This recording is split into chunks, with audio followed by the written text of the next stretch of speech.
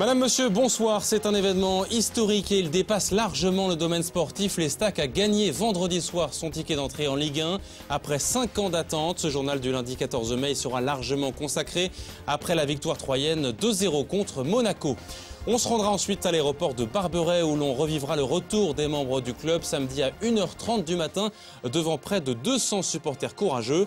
Un moment d'intense communion presque familiale et encore une fois très rare. Grosse ambiance, vous verrez.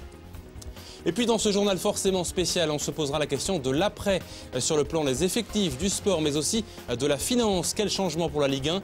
De quels moyens l'Estac va-t-elle disposer pour affronter l'élite du football? Désormais, les réponses dans quelques instants. Mais d'abord, retour sur le match de vendredi soir et cette victoire sans tâche de l'Estac face au club monégasque. Les 2 buts troyens ont été inscrits par Marcos et Obadi. Marcos a ouvert le score dès la 20e minute de jeu sur un but de la tête. Ce joueur brésilien est d'ailleurs l'une des révélations de cette saison pour l'Estac. Le second but est arrivé en deuxième période après 56 minutes de jeu, inscrit par Mounir Obadi au terme d'une belle action collective. Score final donc 2-0.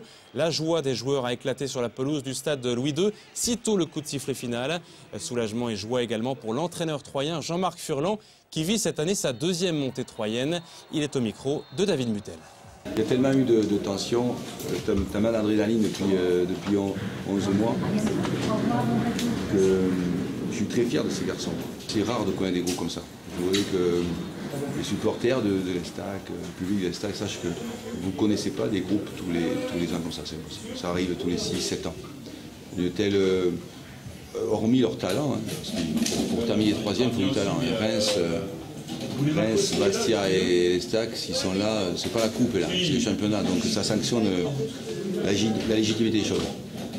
Et bon, hormis leur talent, c'est vraiment des gens géniaux. On a passé un an de rêve.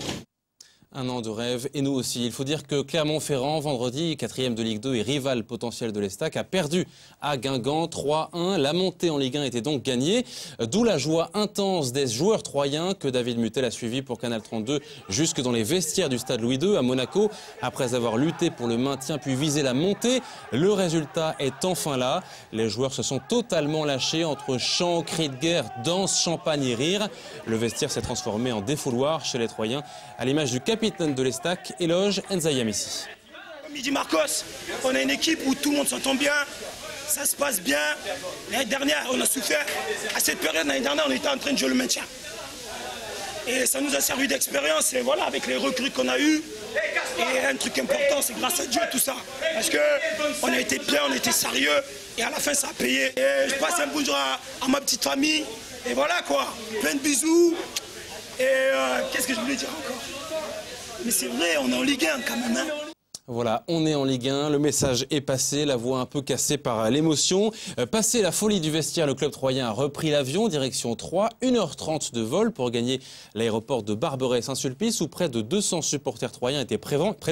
Après s'être passé le mot sur les réseaux sociaux ou par téléphone, les plus motivés d'entre eux ont attendu patiemment l'atterrissage de l'avion pour fêter avec ferveur le retour des héros, avec une sorte d'intimité rare entre joueurs et supporters de tous âges, enfin libérés. Reportage Aurélie Juigné et Damien Ardois. Les supporters troyens ont vite appris leur texte. 5 mots suffisent à leur bonheur. En attendant l'arrivée des joueurs, on s'échauffe. On est en Ligue 1. On est en Ligue 1.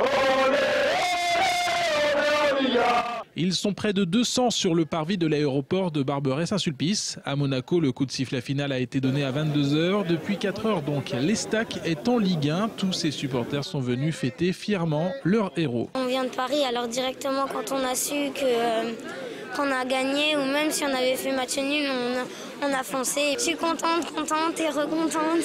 Bah trop contente, c'est super, bah ouais, les frissons, c'est trop bien. On est trop contents et c'est la fête et voilà, merci l'Estac, on vous aime trop.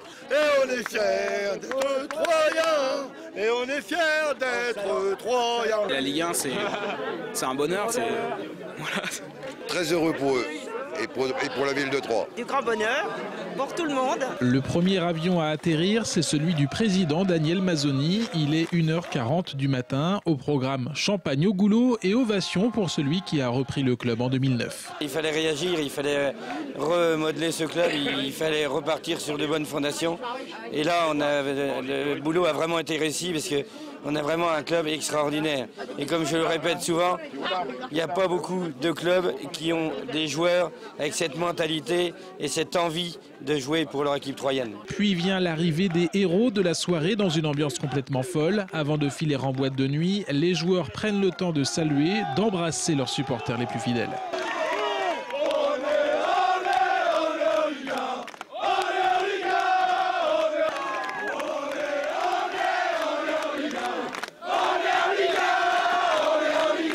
Voilà, personnellement, j'ai pas bien réalisé encore. Et peut-être que demain au réveil, je vais réaliser. Mais là, pour l'instant, j'ai qu'une envie, c'est de mettre pause et de profiter du moment présent, quoi. Et c'est Jean-Marc Furlan, l'entraîneur, qui clôt le bal. C'est l'homme aux 2 montées en Ligue 1 à l'Estac. Je suis très heureux de voir qu'il y a une grosse mobilisation. Hein. On disait qu'il y avait moins d'ardeur qu'avant. En fait, il y en a autant. Hein. On va savourer ces 8 jours, ces 15 jours, ces 1 mois. Il faut vraiment savourer parce que l'année prochaine, il nous attend des épreuves terribles. La liesse s'est poursuivie jusqu'à 2h30 du matin. La prochaine fête est prévue au Stade de l'Aube, vendredi, lors de la dernière journée de Ligue 2. Et en effet, pour ceux qui ont manqué l'acclamation des joueurs, notez que demain mardi, une séance de rattrapage est possible au centre commercial des Rives de Seine à Saint-Julien-les-Villas. Une séance de dédicace est organisée avec les joueurs de l'Estac entre 17h30 et 19h. La plupart des joueurs seront présents. Nul doute que ce sera l'affluence des grands jours, tout comme pour le match de vendredi donc contre Amiens. Le dernier match de cette saison au Stade de l'Aube. Les places sont toutes à 5 €. On aura l'occasion bien sûr d'en reparler, notamment dans Club Estac sur Canal 32 mercredi à 19h avec notamment Jean-Marc Furlan. Après la joie et les applaudissements, place à l'avenir, la montée en Ligue 1. Qu'est-ce que ça change concrètement? C'est d'abord une série de questions. Le club a-t-il des reins solides sur le plan sportif et financier? A-t-il les moyens pour faire venir encore plus de joueurs, de grands talents? Toutes les réponses ne sont pas encore connues, mais on va ce soir tenter d'y voir un peu plus clair avec les explications de Damien Ardois. Pour les Troyens, ce retour dans l'élite signifie le retour des affiches. Après Châteauroux, Istres et Laval, place au Stade de l'Aube à l'Olympique de Marseille, le Paris Saint-Germain et l'AS Saint-Étienne. L'Estac devrait améliorer sa moyenne actuelle de 10 200 spectateurs. Des supporters troyens qui doivent se préparer à sortir leurs agendas. La saison 2012-2013 s'étalera sur 7 horaires différents. Il y aura des matchs le vendredi à 21h, le samedi à 17, 19 et 21h. La journée se clôturera le dimanche à 14, 17 ou 21h. Pour pouvoir exister en Ligue 1, le club va devoir au minimum doubler son budget de 8,5 millions d'euros cette saison. Il devra passer à 20 millions d'euros la saison prochaine. Grâce aux droits télé, le club va aussi pouvoir combler son déficit d'1,5 million d'euros environ. 20 millions d'euros, c'est 7 fois moins que Paris, Lyon ou Marseille, mais plus qu'une bouffée d'air sportive. La montée est aussi et surtout un ballon d'oxygène pour les comptes du club.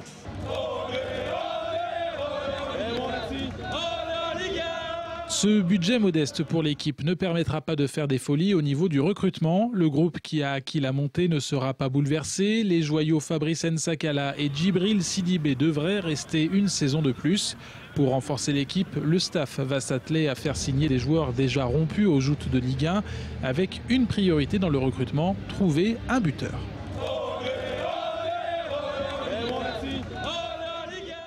Enfin, pour Troyes et son agglomération, cette montée est un atout pour se faire connaître, mais aussi pour s'enrichir. Le football a des retombées sur les réservations d'hôtels et de restaurants, sur les centres de marque également, avec des achats effectués par des supporters venus de l'extérieur. Lors de la dernière saison en Ligue 1, en 2006-2007, la Chambre de commerce et d'industrie avait réalisé une étude entre les dépenses directes des spectateurs et l'impact économique issu de la médiatisation du club. Plus de 12 millions d'euros avaient été injectés dans l'économie locale. Voilà ce que l'on pouvait dire ce soir sur cet événement, cette montée de l'Estac en Ligue 1. Dans le reste de l'actualité, il y a d'abord cet incendie violent. Tôt ce matin, rue Thénard à Saint-Julien-les-Villas, près du boulevard de Dijon. Le feu a pris vers 5 h dans un local commercial désaffecté près du magasin Petit Bateau. Derrière le quartier des Chartreux, une voiture a été retrouvée dans la vitrine de ce magasin, ce qui interroge bien sûr les enquêteurs présents sur place. Le feu a été rapidement maîtrisé et aucun blessé n'est à déplorer, mais le local est totalement détruit. Aurélie Juigny a recueilli sur place le témoignage de l'un des pompiers et de l'adjointe au maire de Saint-Julien-les-Villas. Donc nous sommes partis pour un violent feu donc, dans un ancien bâtiment donc, désaffecté. 2 engins à pompe ont été engagés ainsi qu'une échelle. Bon, effectivement, à l'intérieur du bâtiment, donc, nous avons découvert un véhicule d'origine inconnue pour nous. Donc nous avons protégé les bâtiments contigus afin d'éviter la provocation du feu. Pour ce qui concerne le véhicule, donc la police est en charge de l'enquête. Tout le monde est surpris d'y voir un véhicule à l'intérieur. C'est un magasin qui n'était plus occupé depuis presque 1 mois. Et voilà quoi. Alors à l'heure qu'il est, on se demande si la voiture est rentrée, si c'est une voiture bélier qui est rentrée et qui a occasionné cet incendie. Mais pour le moment, on n'en sait pas davantage. Et puis on a appris également qu'un jeune homme a été happé par le train Paris-Mulhouse hier soir vers 18 h, toujours à Saint-Julien, route de Villepart à hauteur du pont de la Seine. Blessé grièvement, il a été transporté au centre hospitalier de Troyes, puis à l'hôpital de Reims où il souffre de fractures multiples et de plaies. Mais sa vie n'est pas en danger. L'homme était en train de promener son chien, semble-t-il, à hauteur du passage à niveau. L'animal, quant à lui, est sain et sauf. On referme ce journal avec ce week-end des ovnis dans le ciel de Marigny-le-Châtel, un festival original de cerfs-volants, une première dans l'Aube, organisée par la MJC locale pendant 2 jours. Plusieurs dizaines de visiteurs ont assisté à un spectacle haut en couleur, sous le soleil et en présence du vent. Certains ont même pu s'initier à la passion des cerf-volistes ou regarder le ballet des professionnels. Reportage étonnant avec Aurélie Juigné. Qu'est-ce qui fait 20 mètres de long, 6 mètres de large, 5 mètres de haut et pourtant vole? Le Nautilus, ce cerf-volant gonflable, a été totalement réalisé à la main par un passionné. Le festival de Marigny-le-Châtel est une de ses premières sorties. C'est un cerf-volant que j'ai construit en exclusivité. Ça a été fait pour Berck cette année, Berck 2012. Et aujourd'hui, 3 semaines plus tard, vous l'avez ici à Marigny-le-Châtel en exclusivité aussi. Puisqu'il n'y en a qu'un seul au monde, et il est là. Il y a 7 km de couture. Pour donner une idée du volume, en gros, ça fait 2 bus de ville. De prime abord, le Nautilus et le Dragon sont les plus impressionnants, mais les balais ont aussi attiré l'attention des visiteurs.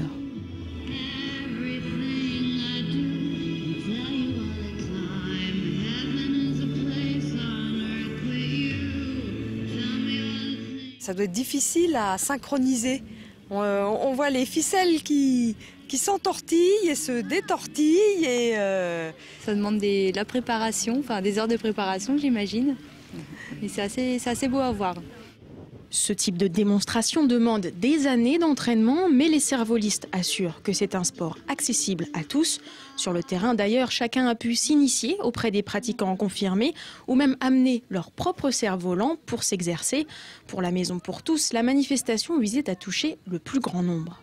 L'objectif de ce petit festival, c'est vraiment la découverte du cerf-volant dans notre région. Dans l'Aube, il n'y a pas de club officiel de cerf-volant qui anime ce genre de festival. Donc on s'est appuyé sur un club de lucanophiles, donc de cerf-volantistes de Sens, pour nous animer cette journée qui n'est fin de compte qu'à vocation de découverte.